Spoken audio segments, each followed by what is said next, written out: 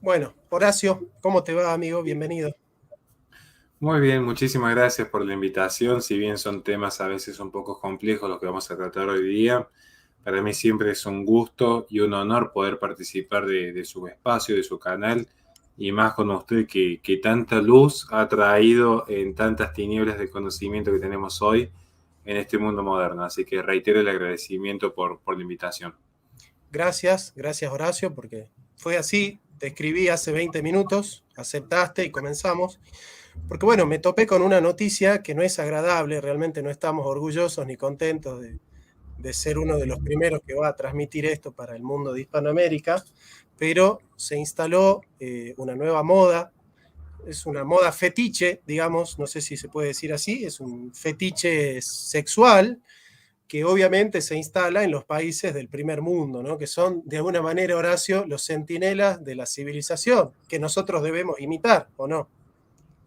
Bueno, justo como para empezar ya, y como siempre digo, al menos desde mi lugar, como las ventajas de ser alguien ignorante es que no venimos a traer certezas, al menos yo no vengo a traer certezas, sino generar dudas genuinas en las personas, generar búsquedas genuinas.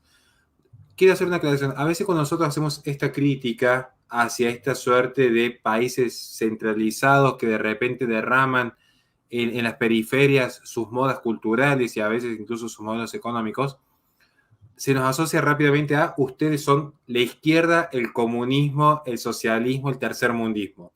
Lo digo porque yo hace poco hice un trabajo analizando el Eternauta. Digo, hay que quitarse a veces la pasión de quién fue el autor, cuál fue su vida, sino el mensaje. Objetivamente, las logias detrás de las manos, la famosa mano invisible que se veía en el Eternauta, es muy similar a lo que vamos a tocar hoy día. Vemos el fenómeno, cómo se expresa. Ahora tenemos que buscar quién está por detrás de todo esto que se expresa. Lo que se expresa a través de lo que parece un juego inocente sexual entre adultos, entre comillas, qué hay por detrás del fenómeno, cuál es la verdad que subyace y quiénes se benefician con este fenómeno. Era la introducción nomás. Así es, Horacio, y bueno, la actitud tuya es una actitud plenamente tomista, porque Santo Tomás decía, la verdad es verdad, no importa quién la diga. Si la dice un musulmán, un árabe, incluso un ateo, no deja de ser verdad porque la diga quien la diga. Entonces, me parece que nosotros también tenemos que ser un poco más críticos y no ser tan dogmáticos a la hora de juzgar ad hominem sobre la procedencia de los temas que nosotros tratamos. Por ejemplo, Laje se basa mucho en Gramsci y en Foucault. Yo he visto que vos en algún momento has tratado de rescatar también a Lacan, y eso no significa ni que vos seas de izquierda, ni que seas una especie de psico-bolche, como se le llama ahora, ¿no? A los lacanianos de izquierda. No, así es. Y de hecho, como siempre digo, o sea, rescatar categorías teóricas es lo que hace alguien que intenta en nuestro caso, pensar la realidad más allá de lo cotidiano. Y de hecho, uno a veces utiliza, a mí me gusta mucho usar los recursos que aporta la izquierda para combatir la izquierda. Cuando yo utilizo categorías de Foucault como el disciplinamiento médico, hoy un progresista no tenía ningún argumento para oponerse a la OMS. Y ahora que vamos a hablar de este tema específico, que es el que nos convoca en estas prácticas que están mostrándose como una nueva moda, yo quiero empezar justamente trayendo a colación, si usted me lo permite, un tema que incluso había preparado para la radio y que no llegué a exponer, pero que tiene que ver justamente con las contradicciones del progresismo. ¿Por qué? Porque son los progresistas los que dicen que como el discurso no es solo una función descriptiva de la realidad, sino que es performativa, y como es performativa, ya hay una acción realizadora de la realidad, valga la redundancia, dentro de la palabra. Un ejemplo simple para que vean que en esto hay un poco de verdad, por cierto, las disculpas. Las disculpas si yo me equivoco con Jonathan Ramos, lo ofendo y me disculpo. Es una palabra, es una expresión, le pido disculpas al Señor. Ahora, en esa palabra ya hay una acción. ¿Cuál es la acción? Disculparse. Ahora, lo que hace el progresismo es un paso más allá. Ellos dicen que en realidad es performativo de la realidad, es decir, la propia palabra, el propio discurso ya constituye una realidad en sí misma. Entonces yo digo, claro, Ellos utilizan estas categorías para decir Jonathan Ramos, Agustín Laje, Horacio Houston, Miklos Lukács son homofóbicos porque con sus discursos de odio están negando la identidad sexual de un tercero. No es así, pero vamos a darle, concederle el beneficio de duda. ¿Qué sucede entonces con todos estos progresistas que le están diciendo a niños de 6 a 12 años cómo asumir una conducta sexual como la heterosexualidad, la homosexualidad y cualquier tipo de género a personas que todavía están constituyendo su verdad en la vida? Digo, si vamos a hacer estas categorías, con las propias categorías del progresismo se puede ver que caen en una contradicción horrenda. Y sobre esto es lo que tenemos que trabajar. Eso era, profesor. Seguramente, de hecho, la palabra performativa viene de performance, que significa realización, ¿no? Realización. Se utiliza mucho en el teatro, ¿no? La realidad, la realización, la actualización. Y a mí me gusta llamar el lenguaje realizativo, ¿no? El lenguaje realizativo, el performativo es el realizativo, que lo desarrolló John Austin, ¿no es cierto? Un gran teórico del lenguaje, donde él decía que, bueno, que en el fondo el lenguaje lo que hace es crear la realidad, ¿no? Lo que es universalizar la misión performativa del lenguaje, que la tiene. El lenguaje es performativo, pero no siempre es performativo. A veces es prescriptivo, a veces es descriptivo, y yo creo que entender la variedad de usos del lenguaje nos permite no caer en la hegemonía lacaniana. A veces ordenativo y a veces ceremonial también. También. Ahora, en esta hegemonía del discurso, donde la filosofía se convierte en un género literario, es decir, la filosofía es solo un modo de hablar, y se convierte en un relato al haber perdido la realidad como reseña última o como objetivo de la filosofía, lo único que queda es elegir a través de una crítica del juicio, es decir, a través de un goce estético, qué relato nos gusta más o qué relato nos emancipa a nosotros. Curiosamente, ya nos hemos emancipado del Estado, nos hemos emancipado de la tradición, nos emancipamos de la Iglesia y ahora nos tenemos que emancipar de nosotros mismos. Es decir, nuestras propias determinaciones biológicas son una especie de cárcel a nuestra voluntad imperante como potencia absoluta, ¿no? Porque uno de los errores metafísicos fundamentales del progresismo es concebir la libertad como pura potencia. La pura potencia no existe, un poder abstracto y absoluto y completo. La potencia es potencia de una naturaleza, es decir, la potencia es la capacidad operativa que tiene un ente natural para realizar las propias operaciones que son distintivas de su esencia. Entonces hablamos de las potencias del animal, las potencias de la planta, las potencias del ser humano. La potencia está íncita e inscrita en una naturaleza humana, por ejemplo, las potencias del hombre. Entonces, mi potencia es potencia de mi naturaleza, es propio de la naturaleza tener una potencialidad que se puede ir actualizando. Bueno, la potencia pura es esa libertad irrestricta en la cual mis propias determinaciones biológicas son un obstáculo a su elicitación.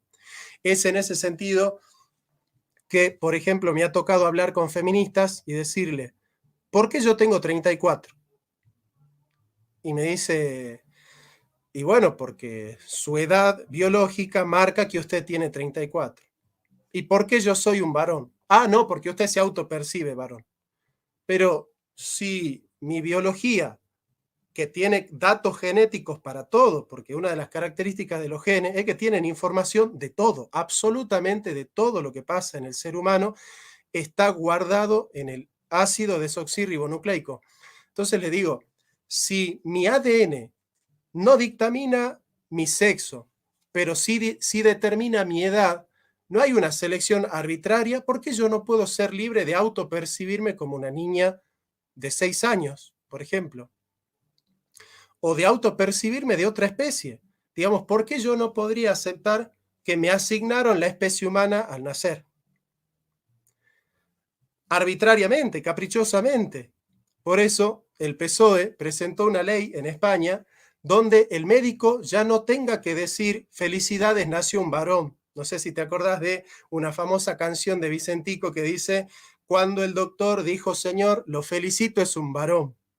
Bueno, a partir de ahora Vicentico va a tener que cambiar esa letra porque él va a ser un poco patriarcal o heterónomo, ya que ellos plantean en España, España, que fue la cuna de la cristiandad, esa España hoy es centinela del progresismo, lamentablemente, y plantea que el médico tiene que decir, bueno, felicidades, nació un nuevo individuo de la especie humana, ¿no? Y bueno, ya él se autopercibirá, se autoasignará un género. Ahora, la pregunta que te hago, Horacio, ¿por qué yo decido que mi sexualidad es una construcción social, algo que me asignan al nacer? Bueno, con el mismo criterio, ¿por qué no decir que la edad también es asignada? O decir, por ejemplo, que la especie humana es asignada y decir que los niños recién nacidos no pertenecen a la especie humana hasta que tengan el uso de la razón suficiente para autopercibirse como seres humanos. Entonces, quizás hasta los 12 años no existan las personas humanas. Y si uno empieza a ver algunos proyectos de ley que ya se están empezando a formular en Estados Unidos, se le está negando la categoría de individuo humano ya no solo al niño por nacer, sino incluso al niño recién nacido. O sea, si uno lleva al extremo. Acá me interesaría rescatar un punto que usted tocó que me parece esencial, que es justamente tocando el tema de las esencias. ¿Por qué un progresista tendría un conflicto para poder dar una respuesta coherente? Los grandes filósofos de la humanidad, que han trascendido la humanidad, no siempre han seguido una misma línea. Nadie podría desconocer el enorme aporte que ha realizado San Agustín o Santo Tomás a la filosofía, como nadie podría desconocer los grandes aportes que han realizado filósofos paganos como Aristóteles o Platón, como así tampoco se puede desconocer el aporte filosófico que ha realizado Marx, que ha realizado Foucault, que ha realizado Nietzsche. Lo que sucede es que aquellos que trascienden la filosofía, a diferencia de una ciencia exacta, son los que logran llevar el pensamiento a una escala mayor y profundizar en las preguntas esenciales. Y en ese sentido, curiosamente estoy pensando en Jean-Paul Sartre, o en este momento estoy pensando en Nietzsche, que terminan reconociendo que hay dos grandes opciones para entender la filosofía, o el realismo o el imanentismo, que algunas suelen confundir a veces con idealismo tan apresuradamente, cosas que suceden en el mundo virtual. Cuando caen en el imanentismo, va a haber dos caras de la misma moneda, o el monismo o el nihilismo. Pero en ambos, curiosamente, cuando el todo es nada y cuando la nada se convierte en un absoluto, se convierte en un todo y termina absorbiendo de una manera u otra el individuo. Pero lo importante es que nosotros ya consideramos que hay un orden natural. Después veremos cuál es ese primer motor.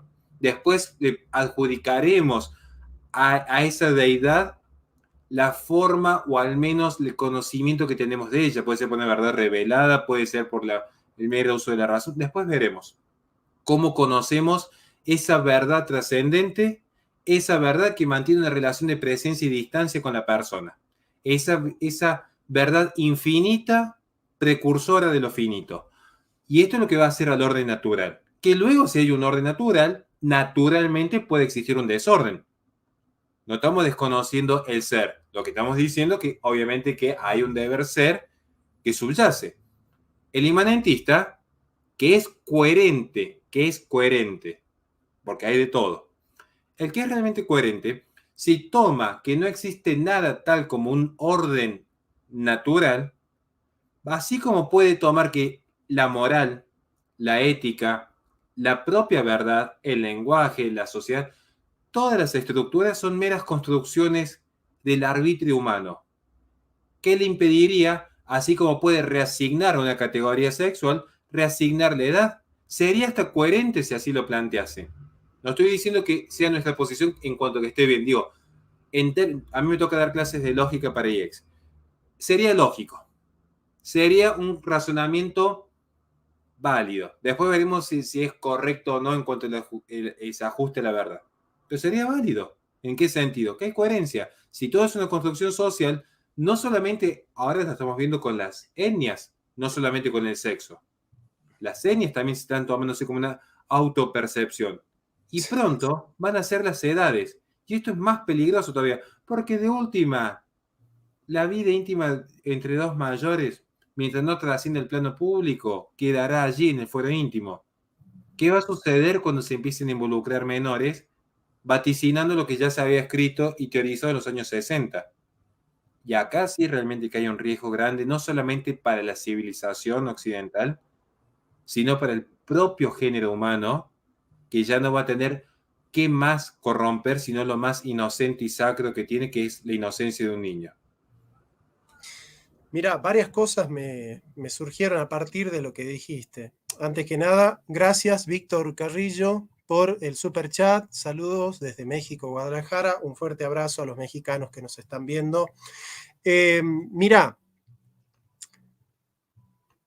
la desacralización justamente tiene que ver con que nada es intocable.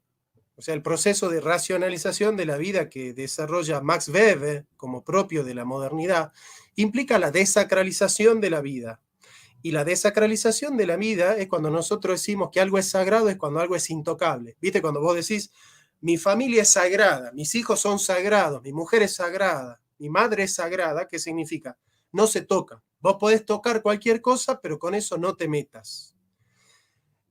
Justamente la desacralización de la vida implica el vale todo. Y el vale todo no significa solamente en el ámbito moral que todo está permitido.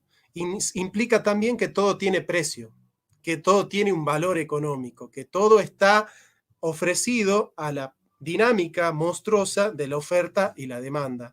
Es la hipermercantilización de la vida, es decir, la vida se consume en las industrias culturales, se consumen religiones, te venden religiones por televisión, vos prendés la tele y hay un pastor que te está vendiendo su religión, que te está diciendo, venga, consuma esta religión, porque esta religión le va a dar una mejor casa, un mejor auto, una mejor vida. O sea, es como que se está desacralizando toda la vida con todo lo peligroso y ambiguo que eso significa al venir de la izquierda que supuestamente es anticapitalista, ¿no? Es decir, es extraño pensar que la izquierda amplíe el mercado de los metacapitalistas. Por otro lado, sí, Horacio, te dejo y después continúo. No, quiero escucharlo, profesor. Sí, pero por otro lado, las determinaciones no son un obstáculo para nuestra libertad. Nuestra libertad necesita de ciertas determinaciones, porque, como repito, y es un error antropológico, Horacio, hablar de libertad. ¿Sabes por qué? Porque cuando el liberalismo comienza a hablar de libertad, deja de hablar de voluntad, y la libertad no existe. La libertad es una propiedad de la voluntad. Es la voluntad la que es libre. No, yo no tengo libertad. Yo tengo dos principios operativos, inteligencia y voluntad. La inteligencia es la capacidad de conocer la verdad y la voluntad es la capacidad de practicar el bien.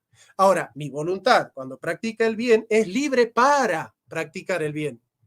No es libre para hacer cualquier cosa. Cuando mi voluntad se utiliza para el mal, en vez de liberarse o de conservar su libertad, queda cautiva del error, queda cautiva del mal.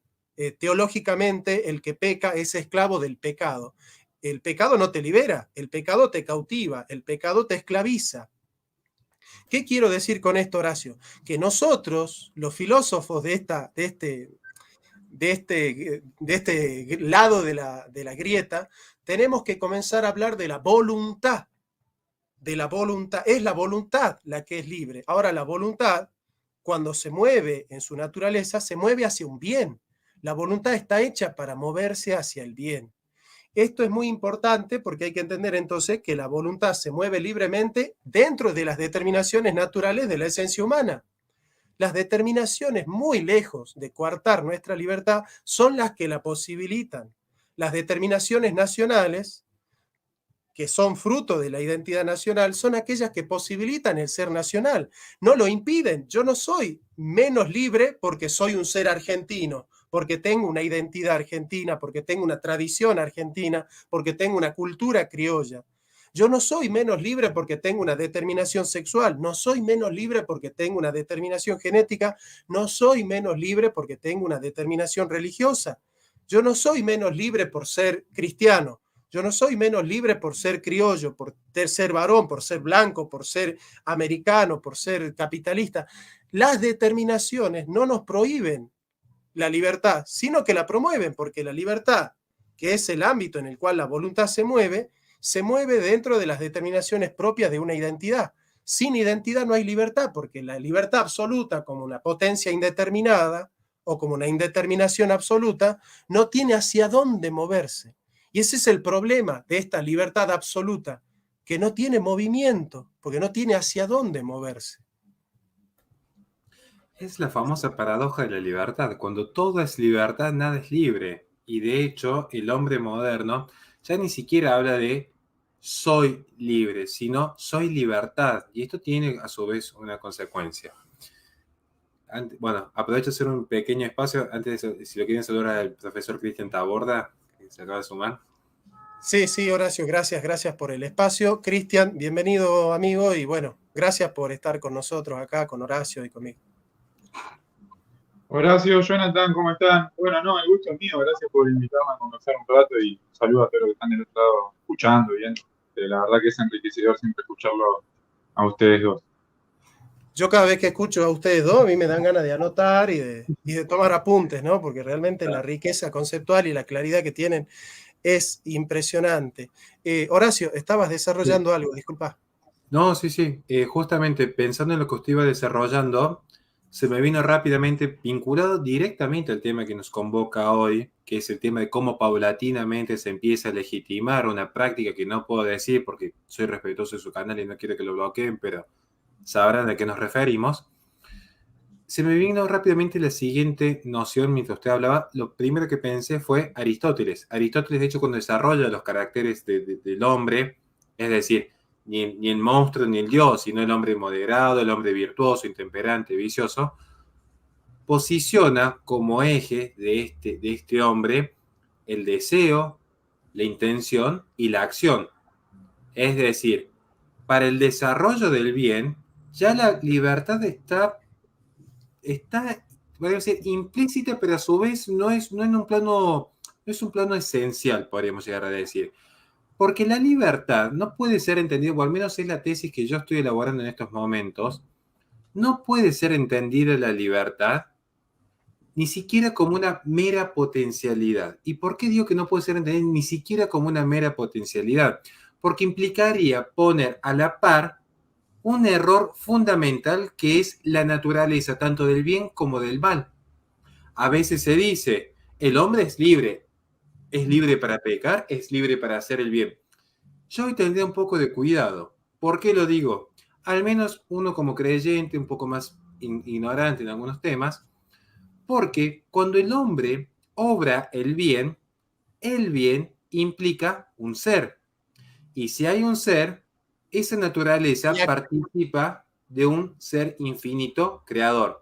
Entonces, ¿cómo podríamos justificar el mal moral? ¿Cómo podríamos entender el mal moral? Porque allí el hombre es ya no causa eficiente segunda del bien, sino causa deficiente de un no ser, porque el mal es la ausencia del bien debido. Entonces, como el mal es la ausencia del bien debido, el hombre se constituye como causa primera deficiente, no causa eficiente, porque decir que el hombre en un acto de libertad es causa eficiente del mal es poner en un mismo plano ontológico el bien y el mal. En planos morales estoy hablando. Así es. Y esto implica desconocer el ser en el niño. Si yo a un niño le provoco un mal moral, lo estoy constituyendo en una causa deficiente, en un no ser, porque naturalmente, en el sentido más explícito de la palabra naturaleza, naturalmente todo ser tiene su causa teleológica, que es la búsqueda de su felicidad, que es la búsqueda de su finalidad. El hombre es para ser hombre. ¿Y qué es el hombre? Bueno, los cristianos vamos a decir, es creado imagen y semejanza de Dios para la gloria de Dios.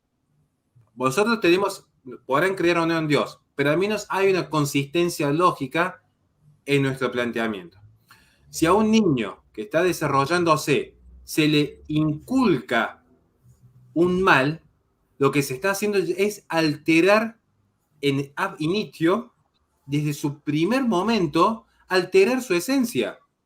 Y esto ciertamente es, a mi entender, de las peores aberraciones que puede hacer un pretenso ser racional.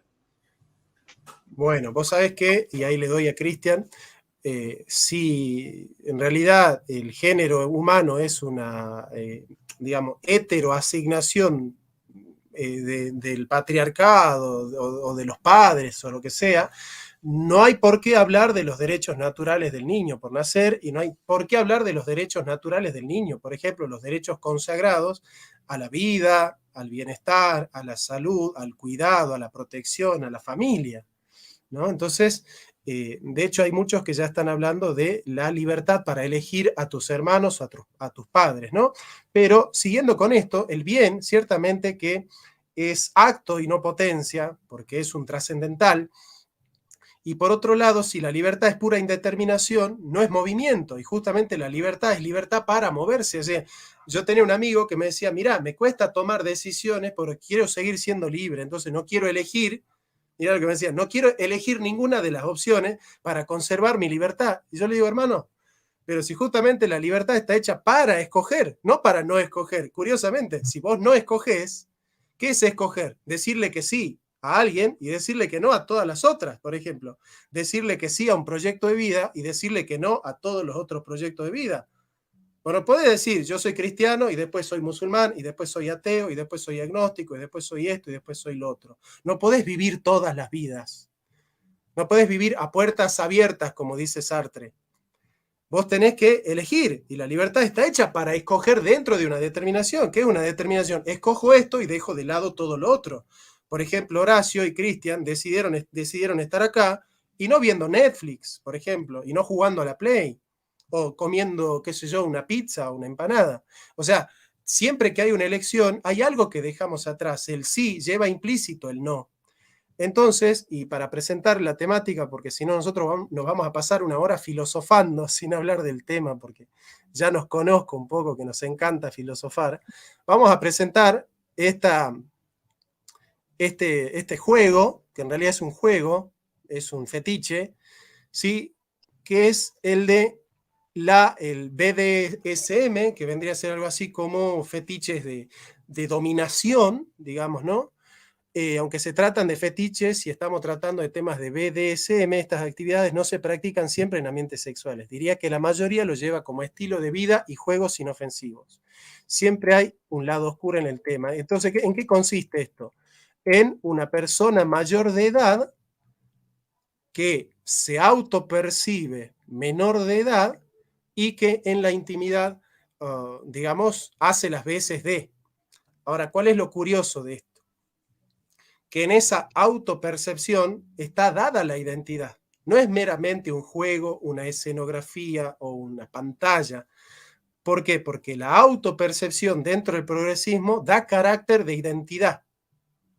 Es decir, la autopercepción sexual te identifica dentro de ese género. Y no es que vos pareces o haces las veces de. Sos eso que autopercibís. Ahora, si la persona que está consumiendo en el sentido estricto de la palabra, a aquel que siendo adulto se autopercibe como un niño y la autopercepción da carácter de identidad, ¿está con un niño o con alguien que hace de niño? Esa es la pregunta que les dejo a ustedes. Dentro de la lógica del progresismo, ¿no? Responde al invitado que recién llega, que nosotros ya hemos hablado bastante, creo. Vamos. Bueno, antes que nada, déjame, estoy sorprendido, la verdad, con la claridad de alguna manera hizo referencia Horacio, y lo felicito en cuanto al concepto de libertad, es una posición, de una filosofía, si se quiere. Esto ya lo has debatido, Jonathan, o de una perspectiva cristiana, para no decir una filosofía cristiana, que se puede decir también. Eh, pero la verdad que estoy sorprendido. La verdad que los felicito, fueron 3, 4, 5 minutos que recomiendo que los vuelvan a escuchar ahora que está tan en debate el tema de la libertad y los diferentes conceptos que hay, ¿no? Ha sido criticada, entre otros, por Burke, por ejemplo, la cuestión del libertinaje, el liberticidio, voy a decir, después de la Revolución Francesa, que hoy de alguna manera vuelve con otros aspectos, pero que apunta más o menos a lo mismo, ¿no? A políticas liberticidas y que nada tienen que ver con el derecho y la libertad del hombre a la cual todos adherimos, pero que esta idea de progreso la lleva a las cuestiones que nos trae la charla de hoy, que es lo que estaba planteando.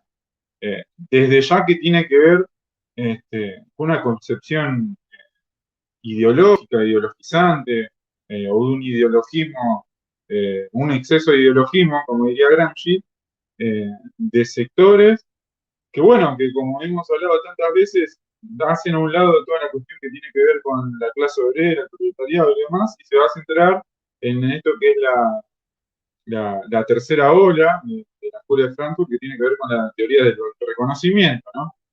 Basada, inspirada, retrotrayendo de alguna manera, retomando el pensamiento hegeliano, específicamente la cuestión de la dialéctica del amo y el esclavo, en que para yo reafirmar mi identidad tengo que ser reconocido por otro.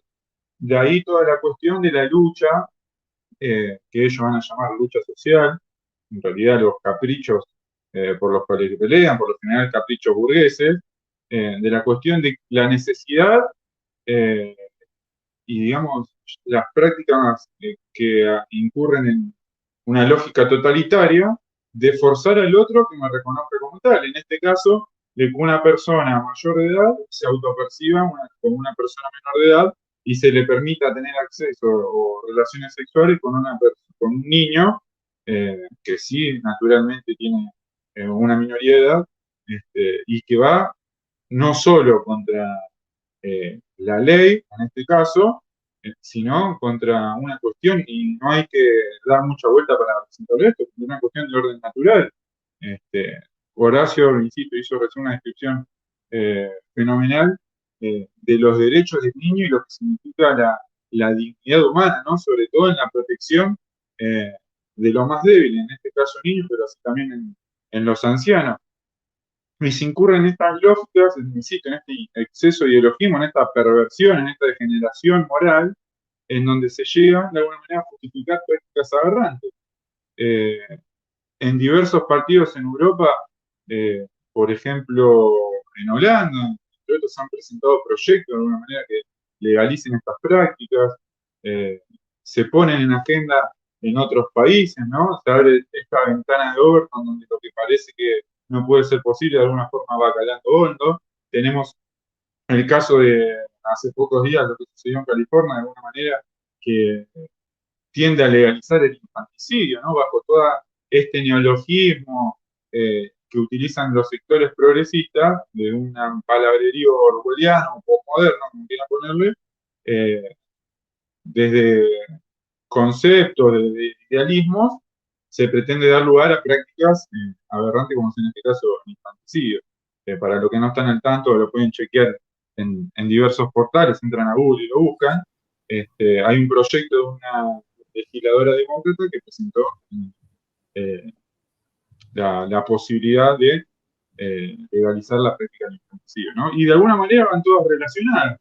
Ahora estamos hablando de una agenda que ya la presentaste, para evitar la censura no le voy a hacer mención, del acceso de los mayores a que tengan relaciones con los niños, el infanticidio que recién mencionaba, las cuestiones de género, las cuestiones de, que hacen a lo moral, ¿no? Que es una destrucción, vinculada a lo que decía Horacio, de la ética de la virtud, de un sentido comunitario de la vida, porque se hace foco en el individuo, ¿no? En la satisfacción de los deseos, de los impulsos irracionales, y se deja de lado todo lo que tiene que ver con lo que hace a una comunidad, que son sus valores culturales, ¿no? Porque uno viene al mundo, y como yo lo hemos mencionado otras veces, no es un ser aislado, ¿no? Uno viene, está atravesado por lazos culturales, lazos familiares, lazos de solidaridad, lazos de amor, lazos históricos, lazos sociales, o sea, un marco en donde uno tiene que desenvolverse. Bueno, justamente todo este tipo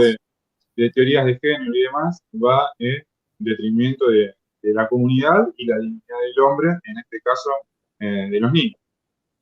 Bien, mira, vamos a presentar el tema antes que Horacio se vaya, porque él tiene que hacer cosas hogareñas, que es un juego de edades, ¿no? El Age Play o Baby Daddy, también llamado age play, es una práctica consensuada en la que se interpreta un cambio de edades dentro de una pareja.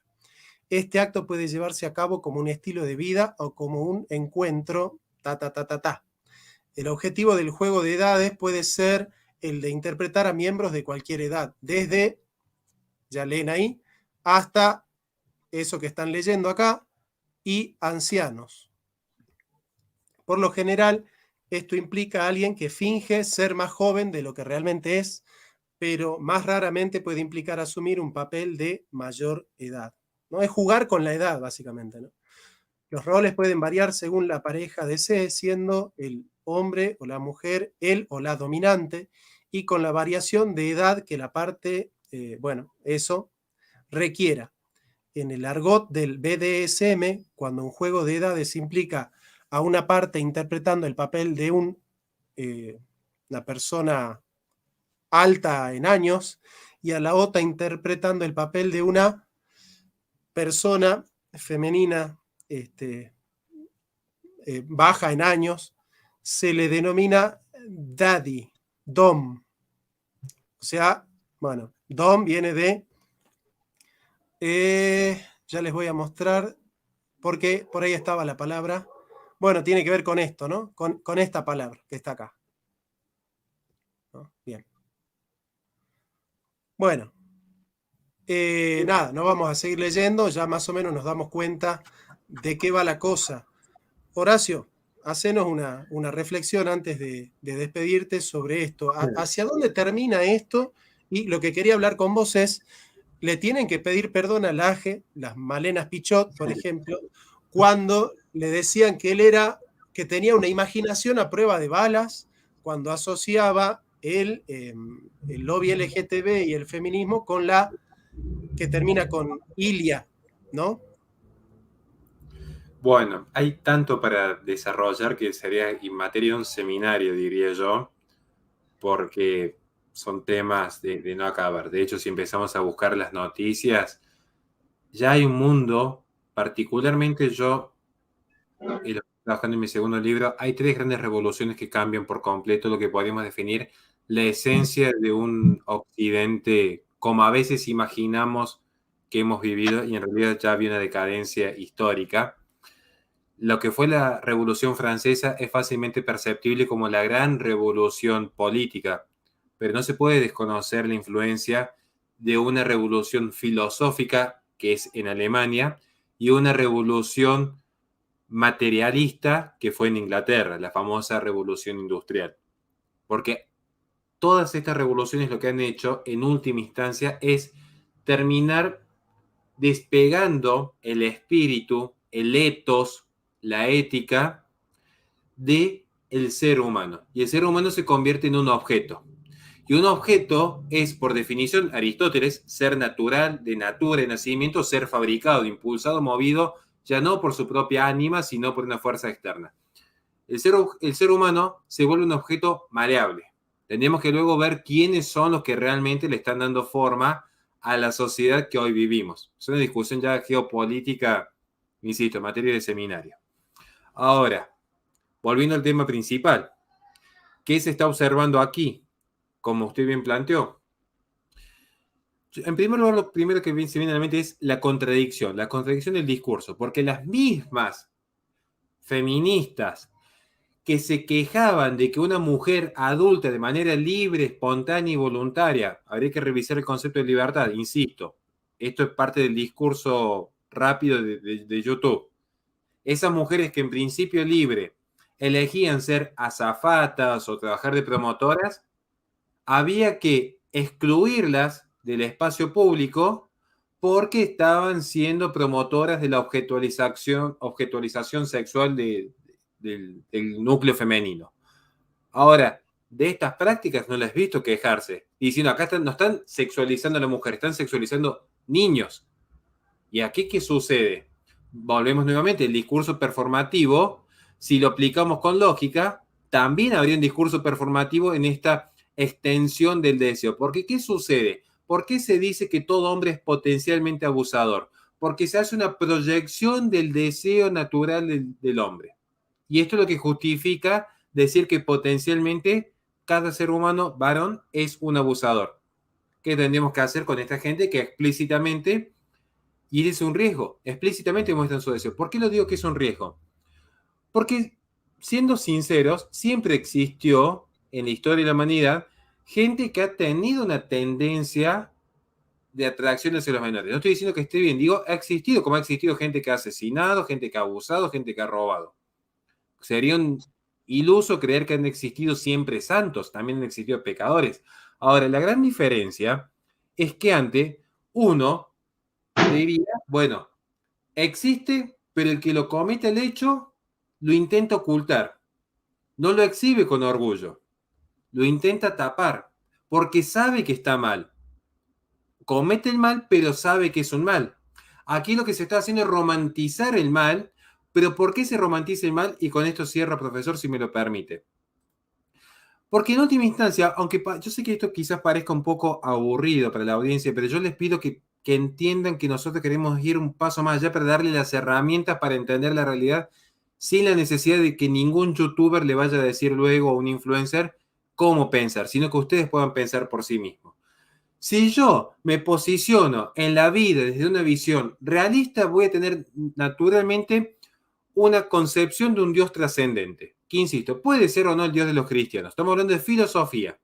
Va a haber un Dios trascendente en una relación de distancia y presencia con lo creado. Un creador y un creado. Y esto implica asumir un orden natural a partir del cual yo puedo diferenciar mediante el uso de la razón el bien y el mal. Pero ¿por qué están pasando estas cuestiones? Como vemos en las noticias aquí, hombre transexual de 53 años se declara niña de 7 años. ¿Por qué sucede esto? Porque si bien siempre han existido imanentistas, estoy pensando en Epicurio en este momento, luego de la aparición de las grandes revoluciones, el imanentismo toma para sí la cultura, la fagocita. Y tenemos dos grandes expresiones, o el monismo, el todo, o el nihilismo, la nada. Los grandes existencialistas en gran medida. ¿Qué sucede? Que cuando caen en esta visión imanentista, acá ya no hay un mal histórico. Para el profesor Jonathan Ramos, que yo algo creo que lo conozco porque lo he estudiado por todo lo que nos aporta, él va a entender que el mal es histórico. Por eso lo podemos combatir. Porque si el mal es histórico, es decir, hay un orden natural y en un momento de la historia el hombre se desordena, podemos combatir el mal porque no es implícito, no es ontológico en nuestro ser la maldad. Es una naturaleza que se cayó, pero que originalmente no estaba diseñada para caer. Claro, no es necesario el mal. Exactamente. Eso es mucho más preciso. Gracias, profesor. Si yo parto una tesis inmanentista, el mal es finitud pura, porque ya no hay ni bien ni mal. El mal es la mera existencia, es nuestra finitud. Entonces, ¿qué va a suceder? Y finalmente la consecuencia lógica es que se cae en un pesimismo trágico. ¿Y cuál es la solución al pesimismo trágico? El hedonismo. Porque si solo tengo mi existencia, ¿cómo justifico mi existencia sin un sentido de trascendencia? El mero placer, el mero consumo. Porque en este mero consumo, y esto incluso se vincula directo a la sociedad de consumo, yo soy muy crítico a la sociedad consumista, y esto no me hace ni comunista, ni tercermundista, ni socialista. Me hace un ser que entiende que la materia importa, como diría Aristóteles, pero importa porque está supeditado a un orden sobrenatural. Entonces, en la sociedad consumista, ¿qué es lo que hay? Una vorágine de consumo, un hiperestímulo, diría Byung-Chul Han. En este hiperestímulo se pierde noción no solamente de lo bueno, lo bello y lo cierto, se pierde noción incluso del ser, porque hay tanto movimiento que ya no hay ni pasado, ni presente, ni futuro.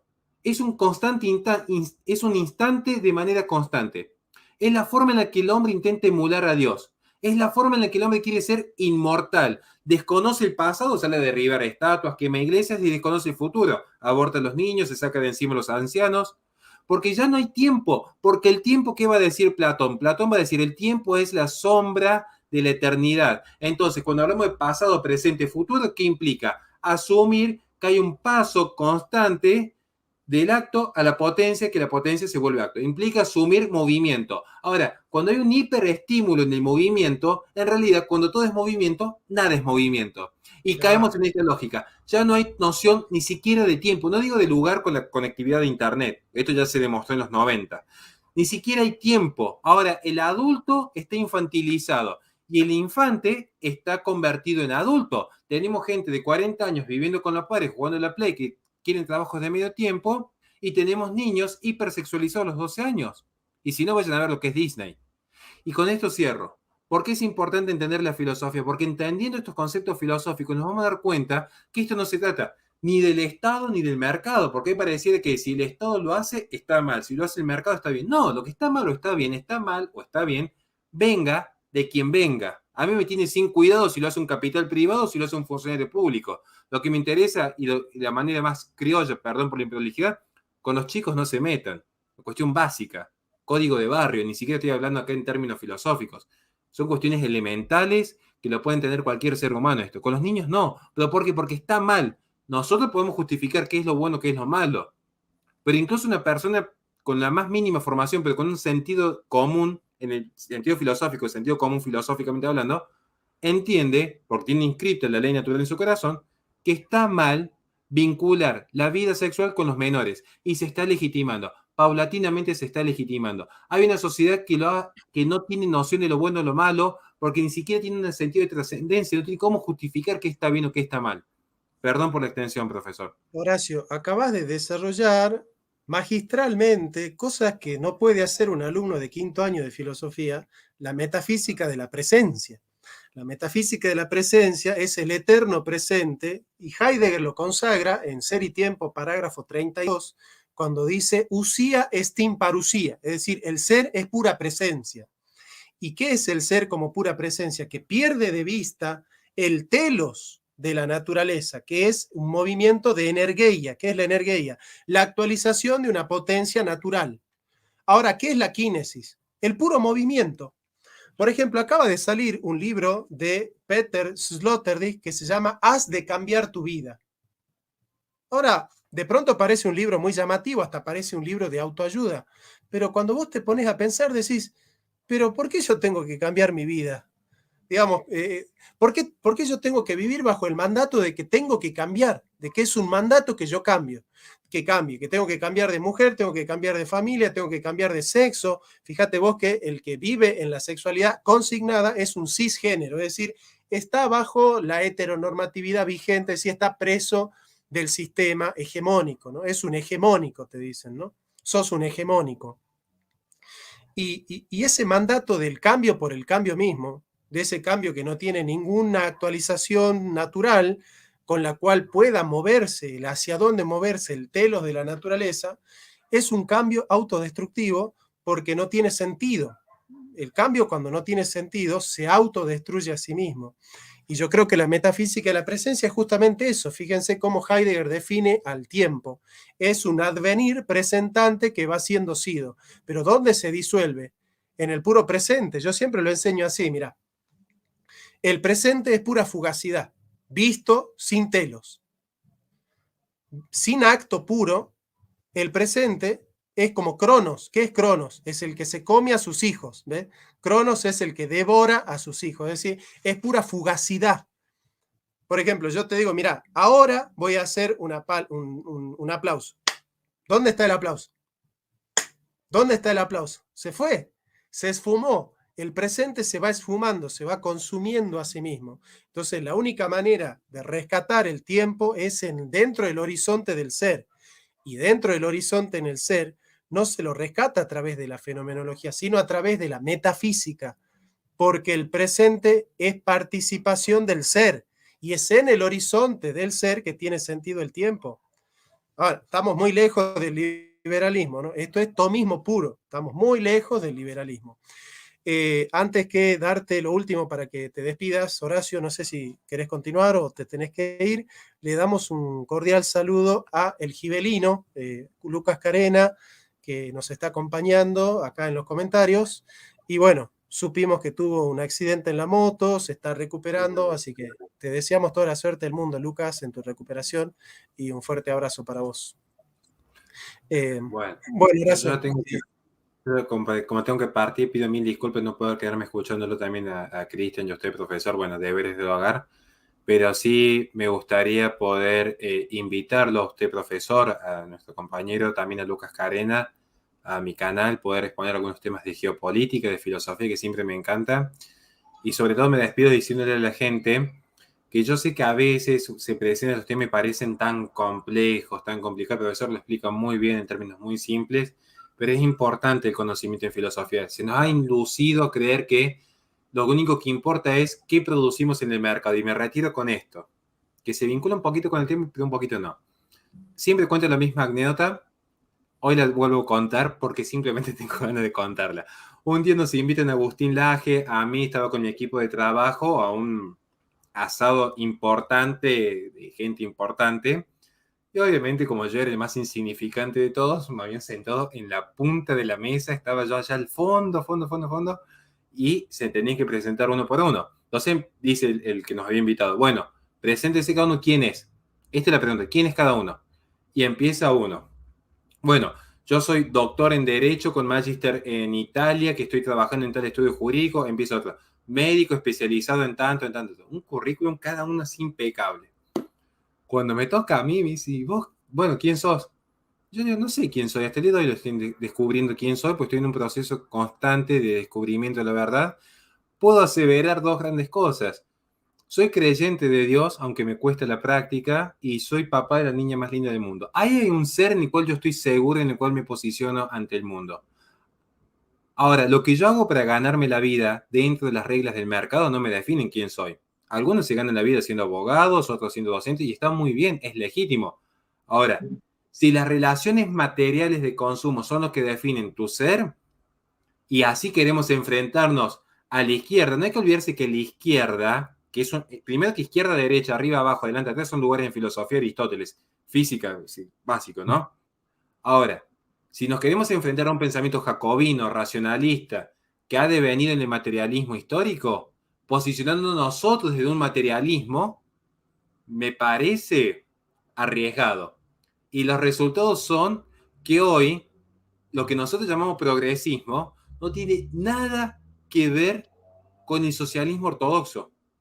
Nos puede gustar o no el socialismo, no estoy diciendo que sea bueno el socialismo, estoy diciendo, hoy a lo que nos enfrentamos no tiene nada que ver con la izquierda ortodoxa. Hoy el fenómeno del progresismo no se lo puede interpretar en una relación de, bueno, amo a esclavo, que encima está muy mal interpretada. Hegel hay que estudiarlo en profundidad, lo que es la relación de reconocimiento, porque yo me he escuchado a cada youtuber decir cada cosa de la relación amo-esclavo que yo digo, y hay gente que los va a tomar en serio, con todo el respeto, pero digo, pongan en duda lo que dice Jonathan Ramos, lo que dice Horacio Houston, lo que dice Cristian Taborda, pero estudien en profundidad, porque los problemas que tenemos hoy no se tratan de una izquierda ortodoxa. Hay gobiernos de izquierda, hay gobiernos corruptos, hay gobiernos empobrecedores, sí, pero el problema global va un paso más allá todavía.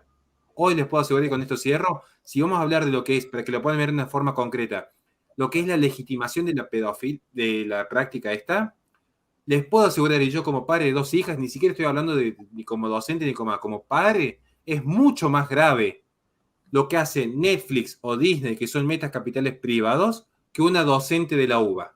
Por una cuestión esencial. Cuando uno va al colegio, va con la mente en estado crítico, dispuesto a cuestionar lo que le están enseñando, y el tiempo que uno está expuesto ante el docente no es ni cerca de la cantidad de tiempo que uno está expuesto frente a las pantallas dentro de lo que es la ontología digital del mundo postmoderno. Entonces, si no entendemos esa relación de consumo, cómo está afectando el ser hoy la ontología digital, a mi entender, ni siquiera podemos dar la batalla cultural porque ni siquiera entendimos de qué se trata realmente la batalla por las ideas. Nada más y perdón por la extensión, profesor. Muchas gracias, Horacio. Horacio tiene que hacer ahí sus quehaceres hogareños, así que bueno, gracias por estar con nosotros. Un saludo a las 200 personas que están con nosotros acompañándonos. Gracias por estar. Este horario de la noche por ahí es ideal para congregarnos. Bueno, Cristian, ¿qué decimos ante esto? Digamos, ¿no? O sea, de facto está legitimada la filia porque hay alguien que se autopercibe,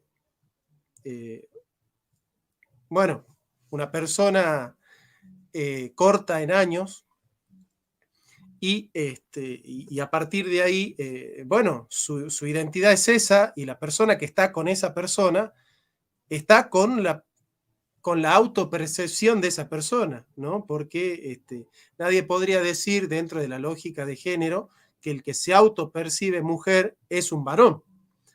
El que se autopercibe mujer es una mujer, ¿no? Entonces, como todo está dado en la autopercepción, nosotros acá tenemos dos problemas. Por un lado, el niño por nacer, el niño nacido, no, ni siquiera el niño por nacer, el niño nacido todavía no se autopercibe persona humana. Si yo soy lo que autopercibo, ¿por qué tendría yo derechos humanos? Si todavía no he llegado a autopercibirme una persona humana, por un lado. Segundo, si la biología no determina mi sexo, ¿por qué va a determinar mi edad? Entonces, ¿por qué yo no podría ser una niña de 7 años? Tercero, si yo soy una niña de 7 años, ¿por qué no puedo tener un noviecito de 7? ¿Qué te parece? Bueno, tiene ese sentido, como lo estás planteando, en la locura de lo que significa, tiene ese sentido lógico y de hecho así lo hacen práctico de alguna manera, por decirlo, ¿no? Pero me gustaría también hacer hincapié en lo que estaba diciendo Horacio, o relacionarlo mejor.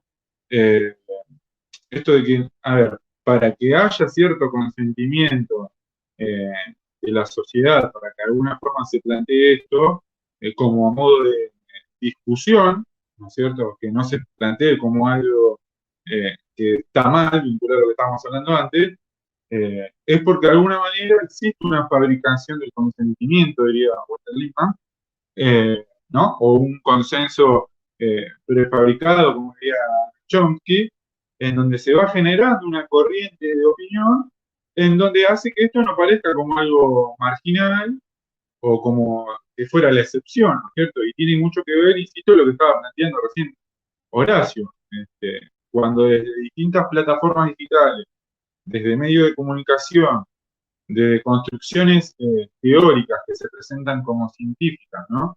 Eh, a modo, eh, de alguna manera, como una nueva religión, ¿no? Porque eh, de presupuestos teóricos filosóficos se presenta algo como si fuese algo de la ciencia, referido a la teoría de género.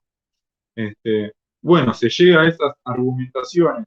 Por un lado tenemos la academia, como decía recién, los medios de comunicación, más la financiación de distintos organismos internacionales que lo promueven, además, la Organización de Naciones Unidas y todo lo que ya conocemos, da un marco que hace que de alguna manera se va eh, tomando cierta psicopolítica, también volviendo a lo que mencionaba Horacio de Byung-Chul Han, en donde sea una especie de guerra psicológica contra el sentido común y estas cosas, para un sector de la sociedad, empiezan a verse como algo natural o que es dado, y empiezan a traer las justificaciones más descabelladas, ¿no? Por ejemplo, bueno, a veces salen en distintas revistas o en distintos diarios, ¿no? Porque en la tribu tal del año tanto, estas prácticas eran normales. Lo que pasa que el avance del capitalismo hizo que las relaciones patriarcales reforzaran el sometimiento del hombre hacia la mujer y los niños, bueno, y ahí empiezan a elaborar toda la teoría que mayormente la izquierda eh, suele difundir y deformar, ¿no? Porque como también mencionó Horacio, nada tiene que ver todas estas prácticas con lo que en algún momento fue el socialismo o el comunismo, que también ya hemos mencionado de que son concepciones materialistas de la historia, sino idealistas, que es justamente algo que critica Marx en la ideología alemana a los neohegelianos, ¿no? Que están preocupados mucho por las cuestiones ideales y no por transformar la historia, lo material. Bueno, el progresismo ha tomado todas estas concepciones eh, idealistas, ideológicas, y de alguna manera, desde lo performativo, eh, intentan darle intenta darle causa a la realidad, también con todas estas cuestiones del postestructuralismo, la idea de que es la ideología la que determina la realidad y no que la realidad es lo racional, como planteaba Hegel. Y bueno, derivan en toda esta eh, esquizofrenia que vemos hoy en día, en donde se termina justificando cosas delirantes como la que mencionaba vos recién. Por eso también, como decía al principio de intervenir, es importante darle el marco y ver de cómo ciertos actores actúan, ya que estamos hablando de postestructuralismo, reformulando de alguna manera lo que planteaba Althusser, no como aparatos ideológicos del Estado, sino como aparatos ideológicos del mercado, porque es a través de estas plataformas digitales, del sponsoreo de grandes filántropos, eh, fundaciones y los organismos que mencionábamos, en donde de alguna manera se terminan justificando estas prácticas, que tienen como cometido geopolítico y también, ¿no? Ya lo hemos conversado, eh, dos ejes centrales, que uno es eh, la disminución de la natalidad, que ya lo estamos viendo, en Argentina salió en estos días la noticia de la disminución histórica de nacimiento, y por otro lado la desracionalización, ¿no? La pérdida de la razón y sustituirla por los instintos más primitivos del hombre, eh, Claro, que nada tienen que ver con la búsqueda de la verdad. así es. Bueno, antes que nada, gracias